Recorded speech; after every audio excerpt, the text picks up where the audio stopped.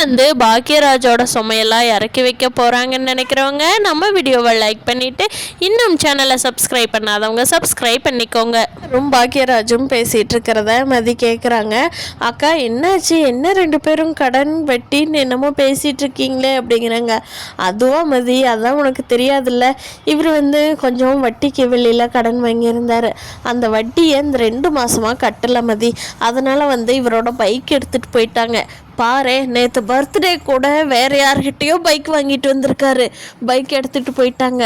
பாரு மதி, அதனால தான் நான் என்கிட்ட சேவிங்ஸில் இருந்த அமௌண்ட்டை எடுத்து கொடுத்து கட்டி பைக்கை மீட்டிக்கிட்டு வாங்கன்னு சொல்லி அனுப்பிச்சி வச்சேன்.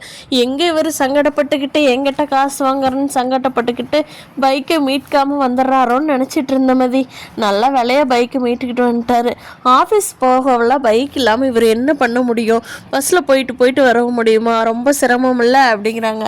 ஆமாம், பைக் கடன் வாங்கி கொண்டுட்டு போகிற அளவுக்கு என்ன கடன் வாங்கினாங்க அப்படிங்கிறாங்க. அதுவா, நம்ம ரேவதியோட பசங்களுக்கெல்லாம் காது குத்து வச்சாங்க இல்லையா, அந்த செலவு, அப்புறம் நம்ம டூர் போனது, அப்படி இப்படின்னு கொஞ்சம் இவரோட சம்பளம் பத்தாதனால வாங்கியிருப்பார் போல மதி கடன். அப்புறம் என்ன பண்ணுறது, இவர் வாங்குகிற சம்பளம் நம்ம செலவுக்கே அதிகமாக போயிருதா, அதனால் இவரால் சமாளிக்க முடியாமல் வட்டி கட்டாமல் விட்டுட்டார். இன்னி இந்த மாதத்துலேருந்து செலவை கொஞ்சம் கம்மி பண்ணிக்கிட்டு வட்டி கட்டி சொல்லியிருக்கேன் மதி அப்படிங்கிறாங்க. ஓ அப்படியா, சரி சரி சரி அப்படின்னு சொல்லிட்டு மதி யோசனை பண்ணிக்கிட்டே ரூம்குள்ளே போயிடுறாங்க. ரூம்குள்ளே போயும் யோசனை பண்ணிகிட்டே இருக்காங்க. ஆமாம்ல, அவர் தானே எல்லா செலவுமே பண்ணிகிட்ருக்காரு. எங்கேயாவது வெளியில் போனால் கூட அவர் தான் பண்ணுறாரு. இங்கே வீட்டில் இருக்கிறப்போ மளிகை ஜாமானம் ப்ளஸ் மற்ற செலவு, பால், அது இது வாடகை மட்டும்தான் இல்லை, பாக்கி எல்லாமே அவர் தானே பண்ணிகிட்ருக்காரு.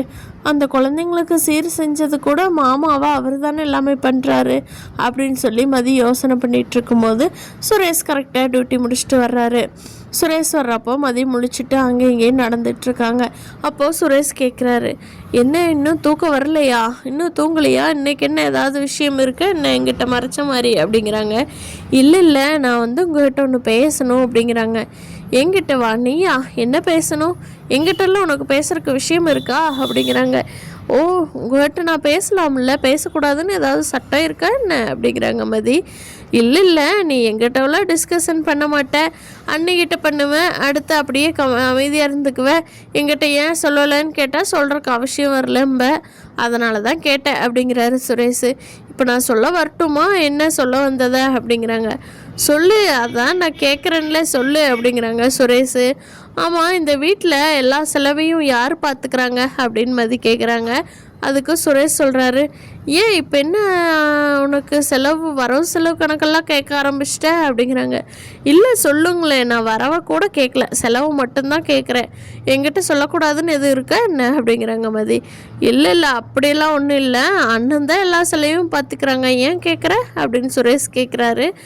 ஆமாம், அவரோட சம்பளம் எவ்வளோ தெரியுமா உங்களுக்கு, இந்த வீட்டில் எவ்வளோ மாதம் செலவாகுதுன்னு உங்களுக்கு தெரியுமா அப்படின்னு மதி கேட்கவும் சுரேஷ், இல்லையே அதெல்லாம் நான் ஒரு நாள் கூட பார்த்துக்கிட்டதே இல்லை, அண்ணன் சம்பளம் ஒரு 40,000-50,000 வாங்குவான், மளிகை ஜாமானமெல்லாம் எவ்வளோ வருதுன்னு நான் ஒரு நாள் கூட வாங்கினது இல்லையே மதி, எனக்கு தெரியலையே அப்படின்னு சொல்லி சுரேஷ் சொல்கிறாரு. அவரோட சம்பளமே இவ்வளோ தான் வருது, இவ்வளோ செலவு வருது மாதம் மளிகைக்கு, சாப்பாடை, பால் வாங்க, அது இதுன்னு சொல்லியே இவ்வளோ செலவு வருது. அது போக மனுஷன் எவ்வளோ மிச்சம் பண்ண முடியும்? இன்னும் கொஞ்சம் சீர் செஞ்சதுக்கெல்லாம் கடன் வாங்கியிருப்பார் போல், அதுக்கெல்லாம் வட்டியே அவர்னால கட்ட முடியல. ஆமாம், அவருக்குன்னு ஒரு பாப்பாலாம் இருக்குது ஃப்யூச்சரில், எப்படி அவங்க மிச்சம் பண்ணி எப்படி சேவ் பண்ணுறது அப்படின்னு சொல்லி கேட்குறாங்க. என்ன இப்போ அது என்கிட்ட கேட்டேன்னா நான் என்ன பண்ணுறது அப்படிங்கிறாங்க. நீங்கள் இப்போ எவ்வளோ நாளாக வேலைக்கு போயிட்டுருக்கீங்க, உங்களோட சேலரி எவ்வளோ இந்த வீட்டுக்கு கொடுக்குறீங்க அப்படிங்கிறாங்க. நான் இது வரைக்கும் சேலரியே வீட்டுக்கு கொடுத்ததில்ல, அண்ணனும் எனக்கு 10 நீ கொடுன்னு சொல்லி அண்ணனும் கேட்டதில்லை, அதனால் என்கிட்ட யாரும் கேட்காதனால நான் யார்கிட்டும் சேலரியே கொடுத்ததில்லையே, எல்லாமே என் அக்கௌண்ட்டில் தான் போட்டு வச்சுருக்கேன் அப்படிங்கிறாங்க. ஓ, அப்போ இது நாள் வரைக்கும் நீங்கள் என்ன நடக்குதுன்னே தெரியாமல் தான் இருந்திருக்கீங்களா அப்படிங்கிறாங்க. ஏன் இப்போ என்ன வந்தது பிரச்சனை, அண்ணன் எதுவும் உங்கள்கிட்ட செலவுக்கு 10 கொடுன்னு சொல்லி கேட்டானா அப்படின்னு சொல்லி சுரேஷ் கேட்கவும், இல்லை அவரெல்லாம் எந்த இதுவுமே கேட்கல, அவரோட வண்டி இல்லை பார்த்தீங்களா, கவனிச்சிங்களா நீங்கள்? அது வந்து அடமானத்துக்கு போயிடுச்சு, இவர் கடன் வாங்கி வட்டி அதனால தான் கேட்டேன். இந்த விஷயமெல்லாம் அவர் பண்ணுறதுனால தான் அவரோட பர்சனலாக எதுவுமே அவரால் செலவு பண்ண முடியறதில்ல அப்படின்னு சொல்லி மதி கேட்கவும், ஓகே, நான் அண்ணனுக்கு இவ்வளோ சிரமம் இருக்குன்னு எனக்கு தெரிஞ்சிருந்ததுன்னா நான் ஏதாவது கொடுத்து ஹெல்ப் பண்ணியிருப்பேனே. அண்ணன் இதை பற்றி என்கிட்ட எதுவுமே பேசலையே அப்படின்னு சொல்லி மதிக்கிட்ட சுரேஷ் சொல்கிறாங்க. அதுக்கு ஆமாம், நாளையிலேருந்து நம்ம ஒரு ஷெட்யூல் போட்டுக்குவோம். ஒருத்தர் இத்தனை பர்சன்டேஜ் அவரோட செலவு போக மீதி வந்து குடும்பத்துக்காக கொடுத்துடணும் அப்படின்னு சொல்லி ஒதுக்கி வச்சிடலாம். பாவம் அவர் நம்ம வீட்டுக்காக வாங்கின கடன் தானே, அதுக்கு வட்டி அமௌண்ட்டு எல்லாமே நீங்களும் கட்டுங்க, நானும் எனக்கு முடிஞ்சதை தர்றேன், எல்லாருமே சேர்ந்து ஷேர் பண்ணி செலவு பண்ணிக்கலாம் அப்படிங்கிறாங்க. ஓகே பண்ணிக்கலாம், ஆனால் நீ எல்லாம் கொடுக்கணுங்கிறது இல்லை, என்னோட ஷேரிங்லேயே நான் கொடுத்துக்கிறேன் அப்படிங்கிறாங்க. ஏன் நான் கொடுக்க வேண்டாங்கிறீங்க? ஆமாம், நீ ஏன் இன்னும் டெம்ப்ரவரியாக ஒர்க் பண்ணிகிட்ருக்க, இன்னும் பர்மனெண்ட்டு கூட ஆகலை, உன்னோட வேலையே எப்போ போகுன்னு தெரியாது, உன்னையே வேலையை விட்டு எப்பாவது தூக்கிட்டாங்கன்னா நீ பாட்டுக்கு ஷேர் கொடுக்குறேன்னு கொடுத்து டக்குன்னு ஒரு நாள் வேலை இல்லைன்னு சொல்லி நின்றுட்டீன்னா என்ன பண்ணுறது? அதுக்காகத்தான் நானும் அண்ணனுமே பார்த்துக்குறோம், நீ எல்லாம் எதுவும் கொடுக்க வேண்டாம் அப்படின்னு சொல்லி சுரேஷ் சொல்கிறாரு. பரவாயில்லையே, இவர் நம்மளை வேண்டான்னு சொல்லிட்டு நான் கொடுக்குறேன்னு சொல்கிறாரே, இவர் பேசிக்கலி நல்லவர் தான் போல், நம்ம தங்கராஜ் கூட பார்த்து இவரையும் வில்லனாவே பார்த்து பழகிட்டோம் அப்படின்னு சொல்லி மதி யோசனை பண்ணிகிட்ருக்காங்க. இங்கே தங்கராஜோட வீட்டில் பாக்யராஜ் வந்ததுக்கு அப்புறமா ரேவதி எதுவுமே பேசாமல் அமைதியாக நின்றுட்டுருக்காங்க. அப்போ தங்கராஜ் இருந்துக்கிட்டு, ஏம்மா சாவித்ரி, உன்னோட அண்ணா வந்து பார்த்துட்டு போயிட்டாங்களே, இன்னி போய் படுத்து தூங்குறியா இல்லை இன்னொருக்கா வெளியே போய் உட்காந்துருக்கணுமா அப்படிங்கிறாங்க. ஏன் இப்போ என்ன சொல்ல வர்றீங்க?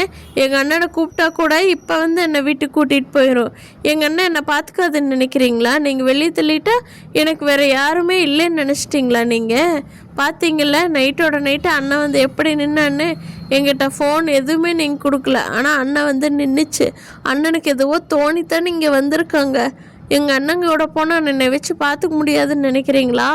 என் குழந்தைங்க இங்கே இருக்கேன், நான் இருக்கிறேன் அப்படின்னு சொல்லி ரேவதி சொல்லவும், என்னம்மா வெளியில் விட்டோன்னே சவுண்டெல்லாம் பலமாக இருக்குது, எல்லாம் அவன் சொல்லி கொடுத்துட்டு போனானா இல்லை அவன் பொண்டாடி சொல்லி கொடுத்தாளா?